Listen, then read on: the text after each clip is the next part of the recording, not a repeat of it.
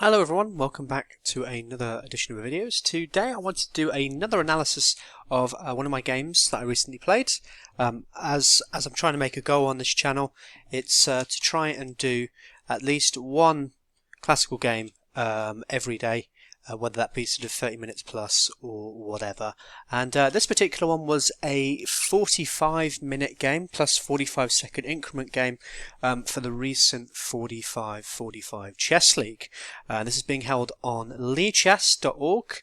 It's a fantastic tournament. I actually played in what was the second season, close to, I'm looking about 4.5 years ago now. And it was great then. I haven't played in it since, and since then they've actually done about, I think they're on season 21, which is insane. So definitely, if you want to get some proper experience of classical chess without having to travel to a chess club, this is a great league to be part of, particularly for those who haven't got any access to a club as well. And certainly during this COVID time, everyone is using this. So let's dive straight into the game. So just so you know, I'm playing white here. I had a quick look at my opponents. We're roughly rated the same. And I'd noticed that he played the French defence. Now you've probably seen in my other videos, you know, I've got a lot of experience of the French, but one of the things I noticed about him was that he seemed to struggle against the exchange French, as do I. I mean, it's a difficult system to play against, doesn't really offer any sort of imbalance in the position, so it can be quite difficult to play on both sides. So in this game, I yet again decided to go for an exchange French. It's funny that in my first two videos we are looking so much at the two most boring variations, or two games with the same boring variation of the exchange French. I guess it's boring to those, it's the eye of the beholder, I suppose. In some ways it can be quite exciting, these little simple positions. The end games I quite like actually on both sides. I think they're quite interesting. But yeah, it's it's difficult to really create any real fun from this particular game. And the game, actually, funny enough, it kind of went the same way in my last one. Very similar position that we had in this. Just going back for a second, just so you guys are aware, I actually normally play a very tricky line in the advanced variation with e5. After c5, c3, bishop, queen to b6, knight to f3, knight c6, bishop d3, bishop d7. I normally like going for this castles line, which is really deadly. It leads to a lot of gambity lines. After c takes, knight takes.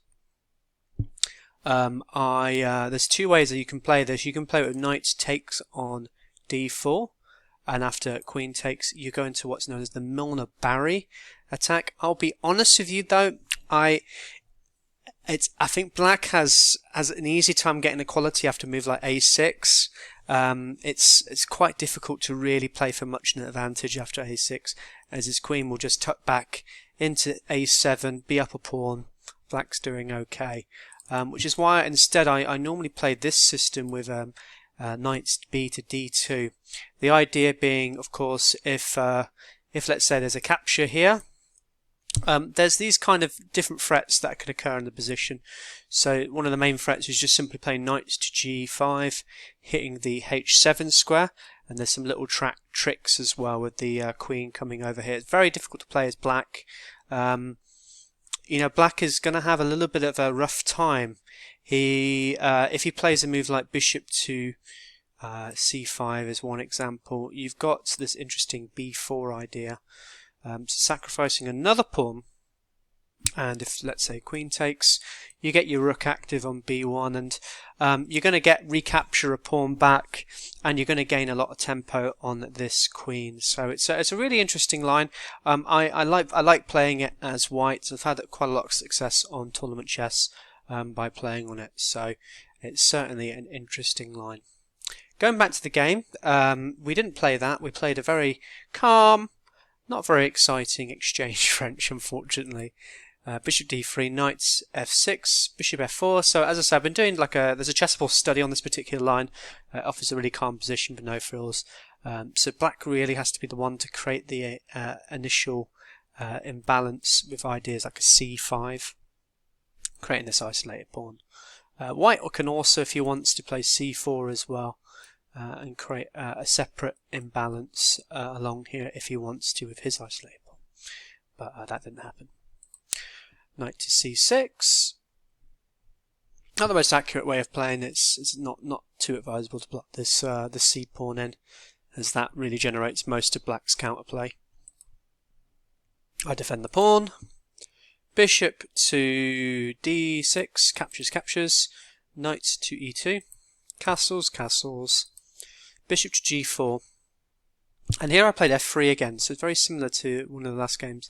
Now, this has been recommended on the chessable study that I have, as I say, but I actually think h3 is probably a little bit more accurate here.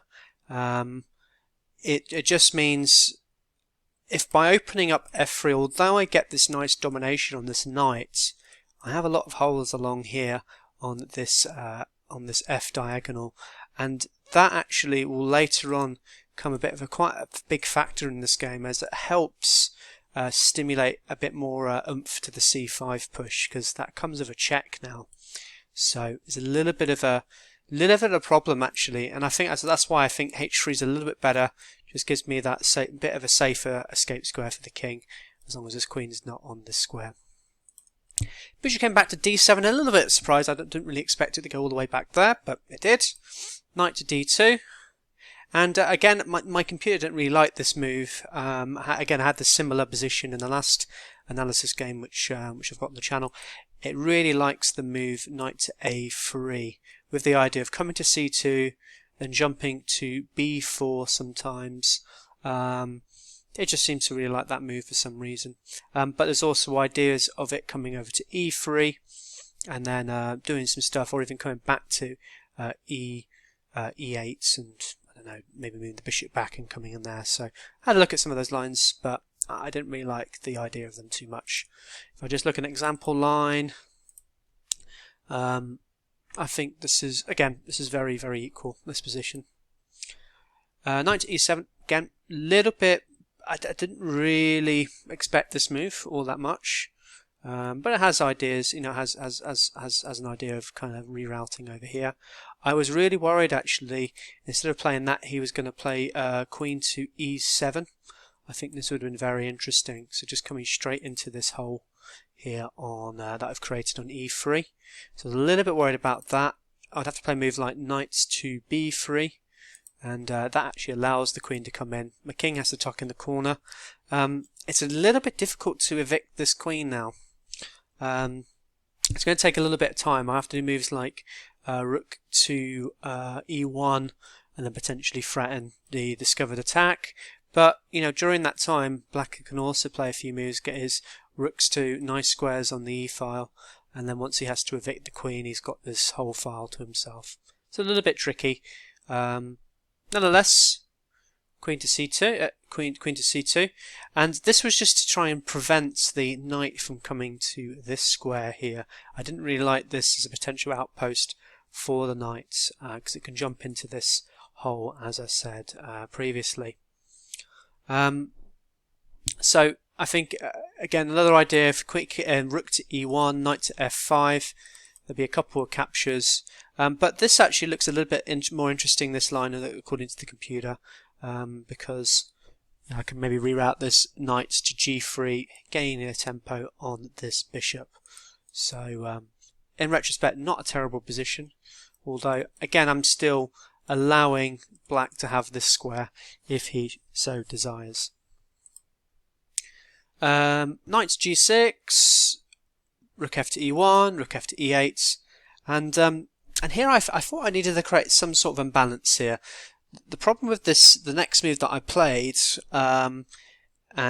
basically I was thinking about this exchange with the bishop, is that I actually would get rid of my really good bishop here, which is actually doing quite a lot in this game. It's controlling quite a lot of squares. It's the good bishop. It's got a lot of scope within this pawn chain, but yeah, I just decided I wanted to capture here. I thought, okay, well, I give himself a little bit of a dodgy pawn structure to work with. But now I actually am not too sure I really like this position all that much. As I said, that bishop was doing quite a lot. He's these knights aren't doing a whole lot at the moment. They're not their most ideal natural squares at the minute, and well, I get myself into a little bit of problems here. Another idea would have been c4. So again, giving myself this isolated pawn. So if he captures here, I can jump in with a knight if I wanted to, and my position really quite livens up after a couple of moves. You can see here that my pieces are looking a lot more active than what actually happens in the position. Another idea, if he does jump in with this knight on f4, be a couple of exchanges, but I think even chances along here. Again, the position looks a little bit quite open at the minute, and I'm still retained the bishop on here. I just got to contend with the fact I've got an isolated pawn, which can be a little bit of a disadvantage sometimes for white. I have to, that could potentially become a weakness later on. And as I say, in this position, I don't want to really create any imbalances. It's not the point of the exchange for an exchange. The point of the exchange is have a calm position, maybe try and outplay your opponent as you get into an endgame. But in any case, h takes on g6. I now played knight to g3. I was a little bit nervous about bishop to f5, so that's why I played that. c5 was now played, so black gets on with his counterplay. And it gets a little bit complicated. If I just capture here,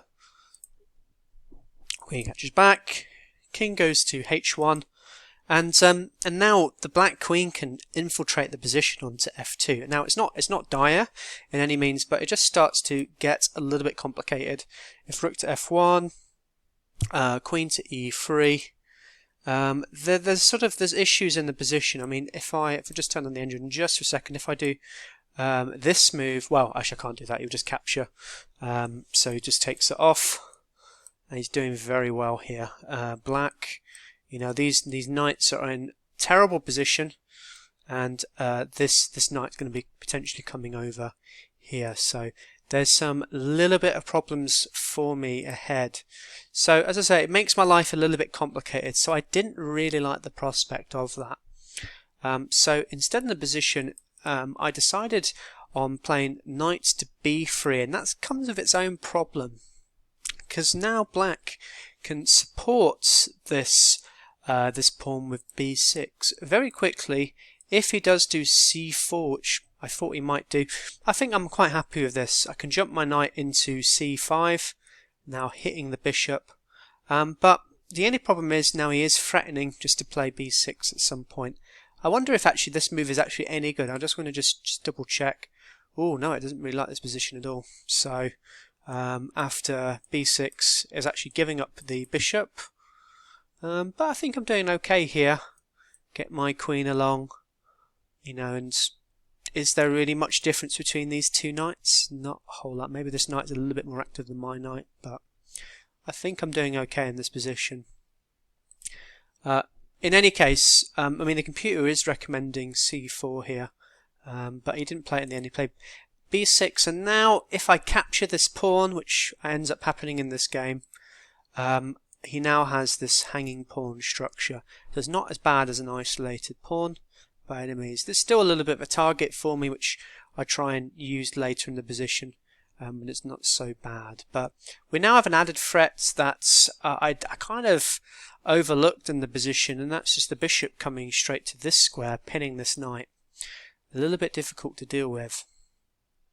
I played rook a to d1. I'm just going to turn off the engine just for a minute. So just trying to get in front of these pawns. He now played queen to b6. This has the threat of just coming straight here. And here, I think I played a small mistake here. I just did king to h1 straight away. Better was probably just capturing this rook first. Rook captures. And it may seem strange, again this is, the computers really like this move, but actually knight to c1, an ugly looking move, but with the ideas of rerouting this knight to a better square than it was currently on b3. Another idea as well, queen to f2 isn't terrible either. You know, getting it out of harm's way on this potential pin. If bishop does come here, it's a little bit annoying, but I just wonder actually what I could play here. Actually, I think I still lose a pawn in this position. So he captures. Now we can't really just take this pawn straight away because I get this pawn back, so that's quite even. So gives me a little bit of counterplay, I guess, with that. In any case, that wasn't played. I did rook a to c8, and well, he did rook a to c8. So he actually missed just capturing. Well, actually just playing bishop straight there, and this causes me all sorts of problems here. Queen to f2. It's a little bit too late for this move now. He now goes here, and I have to give up this pawn now.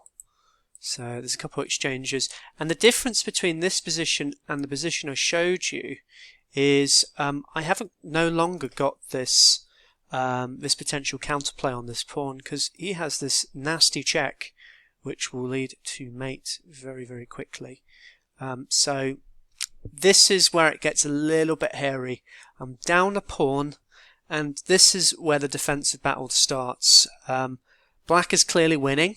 My only hope is to just sit and wait, and maybe he could draw here, but I've got no counterplay whatsoever here. There's no point in trying to go for any pawn breaks or any sort of dangerous play. I've literally just got to sit here and hope to God Black can't find a way into my position. So the first thing I do, I play h3, just creating a little bit of breathing room for the king. It's still not really all that good, as this actually creates a little bit of a dark square weakness for me, but it has to be done.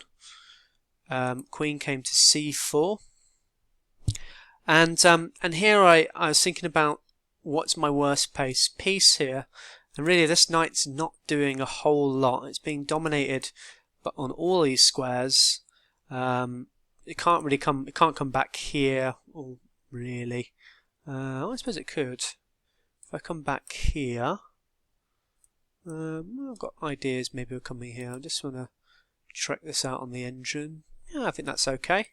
In the end, I decided to come back to f1, which the computer really liked. Actually, it was the idea of just coming to this square to then put a bit of pressure on the queen and the pawn.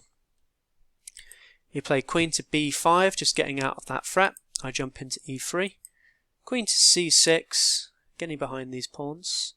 So it's all protected at the minute. And I'm really not sure what to do here. There isn't really anything I can do, so I just have to sit and wait. I play king to h2. Really unsure what to do. I just play a waiting move. As right now, all my pieces are playing defensive roles at the minute. Queen to e6 are now threatening to capture the knights. I go to c2 to get out of that. Queen came back to c6. I thought, oh, okay, repeat the position. Maybe he'll go for a draw. But he doesn't in the end. He now plays queen to f5, now threatening potential interesting little forks along here, although everything is all protected, so I should be okay. I'll play g3 anyway, just to stop that potential nasty check. Queen to c8, king to g2, and again I'm just sitting and waiting at the moment. Now a5 is played, and this is what he really should have played much earlier. I think the trick in this position it's a little bit difficult to play this position as black because he's always got these hanging pawns to look after. But my pawn position, although it's relatively strong, because he has to try and use his extra pawn to dislodge these pawns from each other. If he does so, you can easily pick off the extra pawn, and then he's got this 2-to-1 pawn advantage, which he should be able to win. But easier said than done. Knight to e3. Again, I'm just waiting, sitting here waiting. He played a4. I did rook to e2. I thought here I need to get rid of the rooks. Hopefully, try and draw in a queen endgame. Rook to b8. knight to a3, and rook back to d8, which was a bit of a strange move. I didn't quite understand what he was hoping and why he went back there. So I decided to go back. He went to b8, went to a3, and shockingly, my opponent agreed to draw here. He offered the draw and he said, yeah, I'll do a draw. And I couldn't believe it. So, very odd one. I mean, it was interesting. There was a FIDE master watching the game and you couldn't understand why a draw was agreed in this position. Perhaps, I mean, one of the suggestions was maybe my opponent was in a rush for something. The game went over for maybe 2 hours, nearly 2.5 hours. So, it was definitely a long game. In the final moments, although we get 45 seconds extra, my opponent was down to 8.5 minutes. I had 6.5 minutes, so it wasn't like we had a great deal of time left. So maybe my opponent didn't really fancy his chances in a little bit of a time scramble. Although, as I say, there's not really much of a time scramble with this massive increment. An interesting line to continue off with. Instead of playing a3, I think perhaps knight to e1 to reroute over here. If he does decide to go into rook to b3, I'll have to sort of sit and wait. I really don't want to have to move this rook, as it's playing quite a good defensive role. Ideally, I want it to go back onto d2 to stop the advance of this pawn, but it's very difficult to not play rook to c2 now. A potential continuation, I think black would have had a really good position after move c4. Really nice move, solidifying his space advantage and solidifying this rook on this square. Again, I would have just had to make waiting rooms. d4, once d4 was played, this now opens up a lovely square for the knight. So after c takes, knight to d5, I would have to play a move like king to f2, just to potentially stop this this knight coming into the square. c3, b takes on c3, a3, c4, knight to e3, so now hitting the rook, rook to a2, knight to b2. This is just an example line that I found, but a beautiful continuation, just showing the strength in black's position. And here would be winning the queen. There's a lot of tricky lines here that I've got to be careful of. Even just stuff like just coming here straight away is very dangerous. Maybe even just working his queen around or moving it along to back up this pawn potentially. So that was a really interesting game. As I say, I had to really defend quite well. I had to defend quite hard in this game. Had my opponent played on, I think he would have had, he would eventually had the win. But thankfully, we were able to agree to a draw. Thank you for watching, guys. I hope you enjoyed this video, and I hope you guys do well in your 45 League Chess League games. Thank you. Bye bye.